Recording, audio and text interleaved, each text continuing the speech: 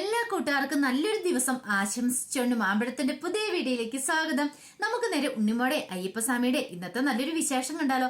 അങ്ങനെ ഇന്നത്തെ വിശേഷത്തില് ഗിരിദേവനും ബാവരും ജീവയുടെ അച്ഛനും അമ്മയോട് സംസാരിച്ചുകൊണ്ടിരിക്കുകയാണ്.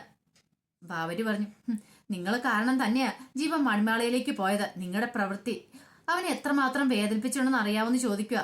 കാരണം ഒരിക്കലും പറയാൻ പാടില്ലാത്ത കാര്യങ്ങളല്ലേ നിങ്ങൾ ജീവയോട് പറഞ്ഞത്.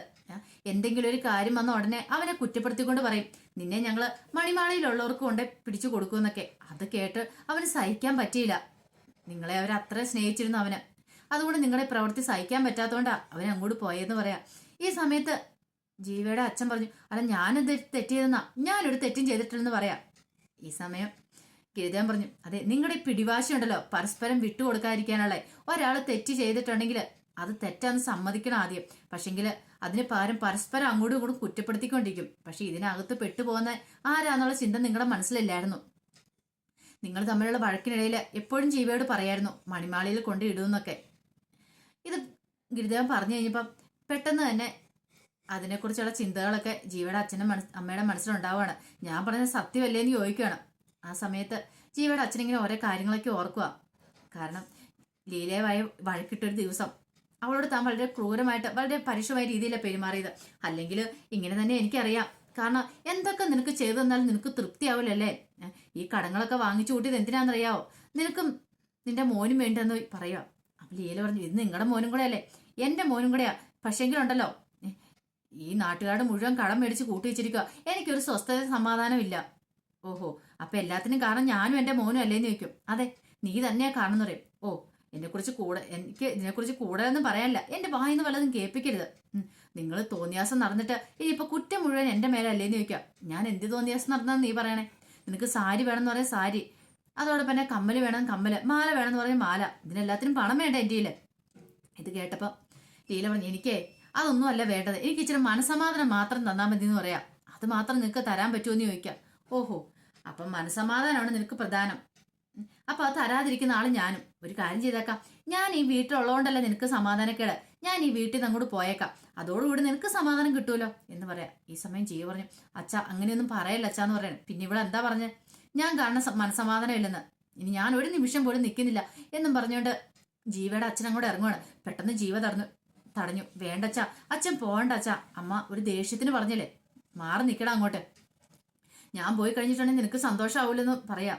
ഈ സമയം ലീല പറഞ്ഞു, അതെ എനിക്ക് സന്തോഷമാവും. കാരണം നിങ്ങളെപ്പോലുള്ള ഒരാളുടെ കൂടെ ജീവിക്കുന്നേക്കാളും ഭേദം ഞാൻ സ്വന്തമായിട്ട് ജീവിക്കണമെന്ന് പറയണം. പിന്നീട് ജീവനെ നോക്കുക. നീ എന്തിനാ അവനെ നോക്കണം? ഓ എനിക്ക് മനസ്സിലായി, അവനെ എനിക്ക് നോക്കാൻ പറ്റില്ലെന്നുള്ള കാര്യത്തിലല്ലേ നീ നോക്കുന്നേ. ഒരു കാര്യം ചെയ്യ, നിനക്ക് അവനെ നോക്കാൻ പറ്റില്ല, നീ അവനെ കൊണ്ട് വല്ല മണിമാളയിലേക്കും കൊണ്ട് തള്ളിയേരെ, അതോടുകൂടി നിനക്ക് സ്വസ്ഥയോടെ ജീവിക്കാലോ എന്ന് പറയാ. ഇത് കേട്ടതും ലീല പറഞ്ഞു, ശരിയാ എനിക്ക് നോക്കാൻ പറ്റില്ല, ഞാൻ കൊണ്ടേ തള്ളിക്കോളാം, നിങ്ങൾ കൂടുതൽ ഇനി അതിനെക്കുറിച്ച് അന്വേഷിക്കേണ്ടെന്ന് പറയാണ്. ഇത് കേട്ടൻ ജീവയുടെ മനസ്സ് ആകെപ്പാടെ തകർന്ന് തരിപ്പണമായിപ്പോയി. എപ്പോഴവര് തമ്മിൽ വഴക്കിട്ടാലും തന്റെ മേലെ അവസാനം വരുമ്പോൾ കുറ്റം മുഴുവൻ വരുന്നേ. തന്നെ മണിമാളയിലേക്ക് കൊണ്ടേ പിടിച്ചിടും.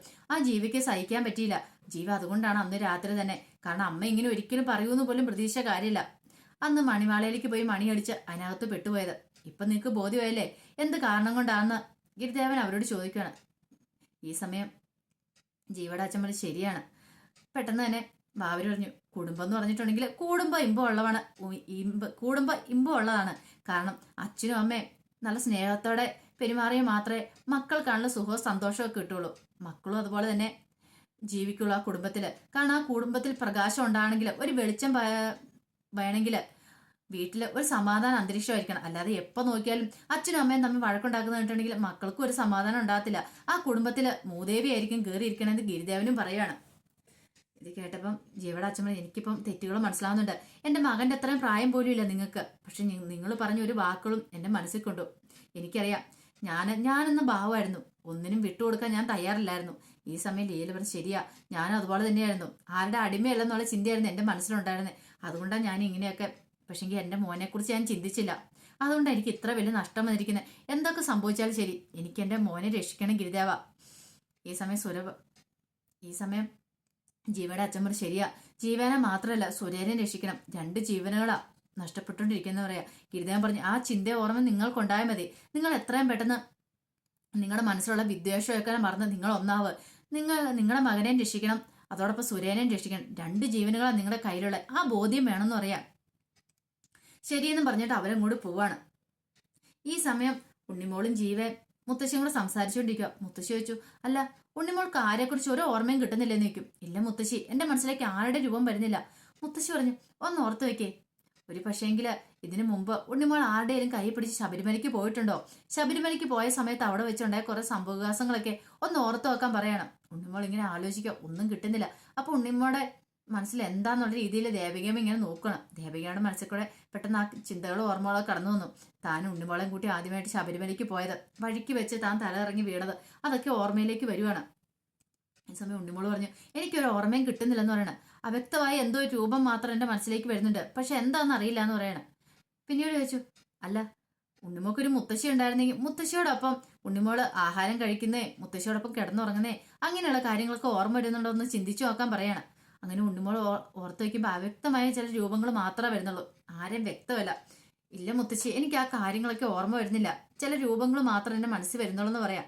ഈ സമയം മുത്തശ്ശി ഒരു കാര്യം ചെയ്യാം, അല്ല ഞാൻ ഒരു ഫോട്ടോ എടുത്തോണ്ട് വരാം, ഉണ്ണിമോള് ആ മനസ്സിൽ കണ്ട രൂപത്തിന് ഈ മുഖമാണെന്ന് ഉണ്ണിമോളൊന്ന് ഓർത്ത് വെക്കാൻ പറ്റുന്ന മുത്തശ്ശി അകത്തേക്ക് കയറിപ്പോവാ. അങ്ങനെ ആ സൈഡിൽ വെച്ചിരുന്ന ബാഗ് എടുക്കുവാണ്. ബാഗിനകത്തുനിന്ന് തന്റെ ഉണ്ണിമോളുടെ ഒരു ഫോട്ടോ ഉണ്ട്, അതിങ്ങ് എടുത്തോണ്ട് അങ്ങോട്ട് വരുവാണ്. എന്നിട്ട് ഉണ്ണിമോളെയും ജീവനെയും കൂടെ വിളിച്ചു. അവർ രണ്ടുപേരും കൂടെ അങ്ങോട്ട് വന്നു. പിന്നീട് പറഞ്ഞു, ഉണ്ണിമോളെ ഈ ഫോട്ടോയിൽ കാണുന്ന ആളെ വല്ല ഓർമ്മയുണ്ടോ എന്ന് ഉണ്ണിമോളൊന്ന് നോക്കാൻ പറയാണ്. അപ്പോഴാണ് മണിമാളിയിലെ മണി പ്രതീക്ഷിക്കാ സമയത്ത് അടിക്കുന്നത്. ആ സ്വയമേ അതങ്ങനെ അടിക്കുവാണ്.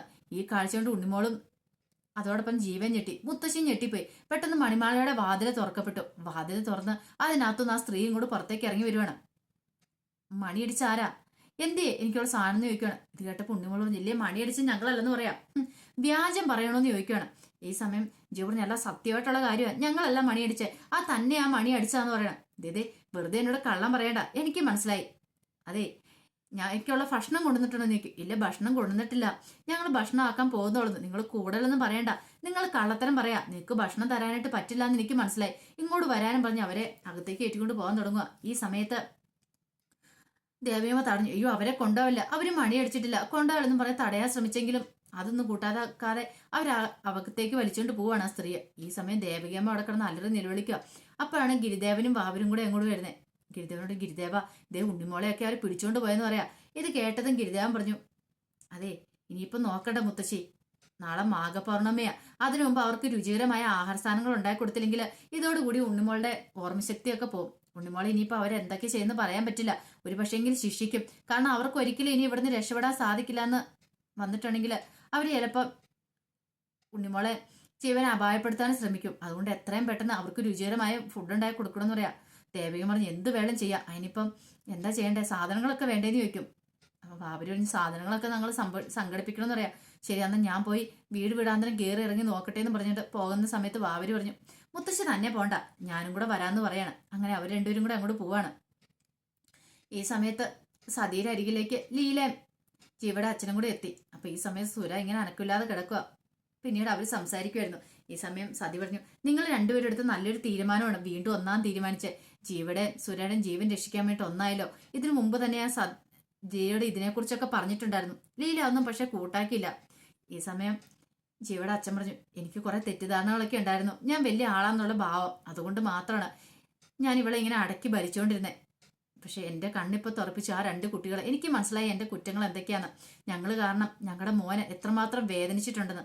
ഈ സമയം ലീലമ്മ ശരിയാ, ഞങ്ങൾ പറയുന്ന കാര്യങ്ങളും പ്രവർത്തിക്കുന്ന കാര്യങ്ങളും എല്ലാം എൻ്റെ മോനെ എത്രമാത്രം വേദനിപ്പിച്ചിട്ടുണ്ട്, അതിപ്പോഴേ എനിക്ക് മനസ്സിലാക്കാൻ സാധിക്കുന്നത്. അവൻ്റെ ആ പിഞ്ച് മനസ്സിന്റെ വേദന എത്രമാത്രമാണ്, എനിക്കിനി അവനെ തിരികെ കിട്ടണം.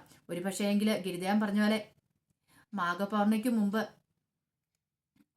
രുചികരമായ ആഹാരമൊക്കെ ഉണ്ടാക്കി കൊടുക്കണമെന്ന് പറഞ്ഞിരിക്കുന്നത് മണിമാളയിലുള്ളവർക്ക്. അതിനു വേണ്ടിയിട്ടാണ് ജീവ ഉണ്ണിമോളും കൂടെ കിടന്ന് കഷ്ടപ്പെടുന്നത്.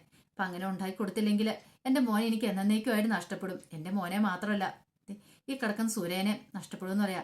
ഈ സമയം ജീവയുടെ അച്ഛൻ പറഞ്ഞു, പാവം ജീവ, അവന്റെ കാര്യമൊന്നും ഓർത്ത് വയ്ക്കേ, അവൻ നമ്മളെല്ലാം വെറുത്തു, പക്ഷേങ്കിൽ അവന്റെ ഫ്രണ്ടിനെ മാത്രം വെറുത്തില്ല. കാരണം എന്താ, നമ്മളെല്ലാം അവനെ തള്ളി പറഞ്ഞു കഴിഞ്ഞപ്പോൾ അവനിങ്ങനെ ഓരോ ദിവസം പിടിച്ചു തന്നെ സൂര്യ ഉള്ളതുകൊണ്ട് മാത്രമാണ്, സൂര്യയോട് അവന്റെ സങ്കടങ്ങളെല്ലാം പറഞ്ഞുകൊണ്ട് മാത്രമാണ്.